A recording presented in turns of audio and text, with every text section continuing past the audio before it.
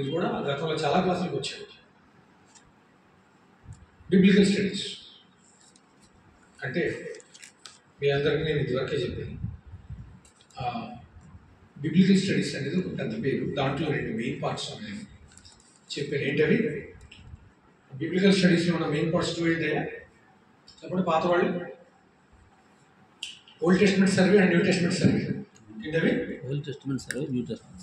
ఇదిగో ఇక్కడ మొత్తం మీకు రాశారు. మిషియాలజీ తర్వాత ఒకే దాంట్లో రాసుకొచ్చారు. ఈ ఆర్డర్ని కొంచెం నేను కరెక్ట్ చేస్తున్నాను, కొంచెం చూడండి అమ్మా. ఒకటేనండి బిబ్లికల్ స్టడీస్. ఏంటది? మీకు అంకులు ఇస్తాను, తర్వాత తీసుకుంది. బ్రోచర్స్ చూస్తాము.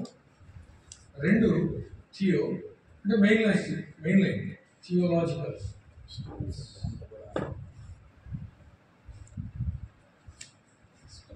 అంటే ఇదొక సబ్జెక్ట్, ఇదొక సబ్జెక్ట్. ఓకే, ఇది ఇక్కడ వరకు 3 ఓకే.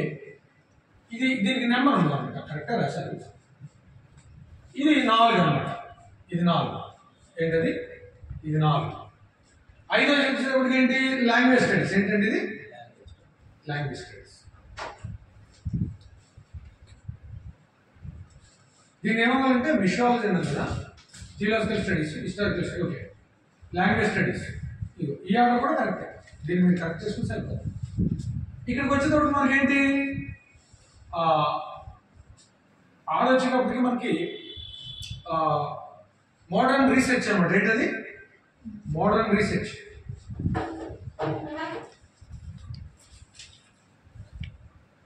మోడర్న్ రీసెర్చ్ అంటే ఏంటి? Data collection.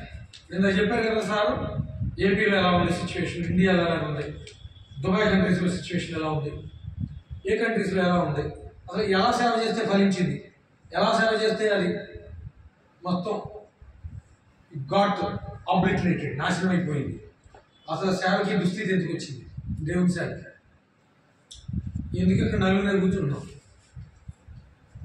మరి అక్కడ ఎగిరి పడే దగ్గర ఎందుకు 100 మంది చేరుతున్నారు, అసలు క్రైస్తవ సమాజం ఎటు వెళ్తుంది, మిషనరీ చేసిన సేవ ఏమైంది. ఈ రీసెర్చ్కి సంబంధించింది 6. 7వ వచ్చినప్పుడు మీకు ఏంటి?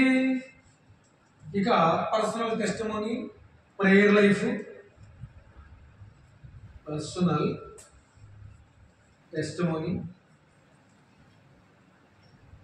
ప్రేయర్ లైఫ్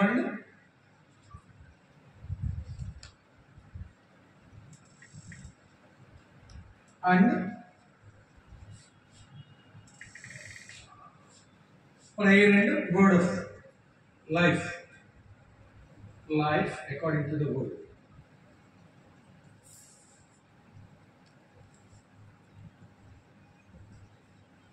చూడండి, ఏది ఒకేసారి వచ్చి పడదు ఏ సబ్జెక్ట్.